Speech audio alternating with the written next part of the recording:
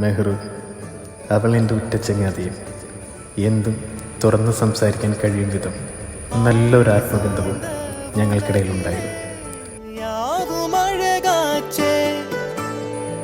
മെഹ്റുവിൻ്റെ ജനനം ഹിന്ദു മതത്തിലായിരുന്നെങ്കിലും വിവാഹം ചെയ്തിരിക്കുന്നത് ഒരു മുസ്ലിം യുവാവിനെയാണ്.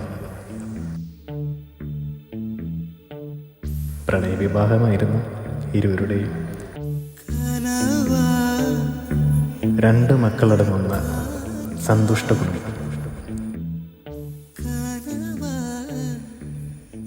അങ്ങനെ ഇരിക്കുമ്പോഴാണ് ഞാൻ മെഹ്റുവിനോട് റാം കെയർ ഓഫ് ആനന്ദി എന്ന നോവലിനെ കുറിച്ച് തിരക്കുന്നത്.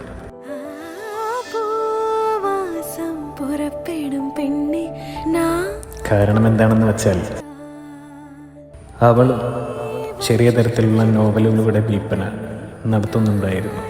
ആ സമയങ്ങളിൽ വീട്ടിലിരുന്നു കൊണ്ട് തന്നെയാണ് മെഹ്റുവിൻ്റെ പുസ്തക വിൽപ്പനകൾ.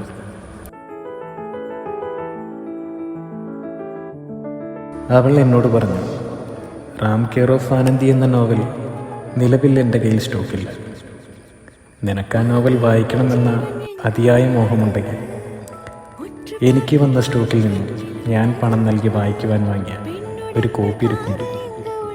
സാറിന് അത് മതിയെങ്കിൽ ഞാൻ അയച്ചു തരാം. അവൾ അത് പറഞ്ഞു തീർന്നതും ചുളുകിനൊരു നോവൽ കിട്ടിയല്ലോ എന്ന സന്തോഷമായിരുന്നു എൻ്റെ മനസ്സ് നിറയെ.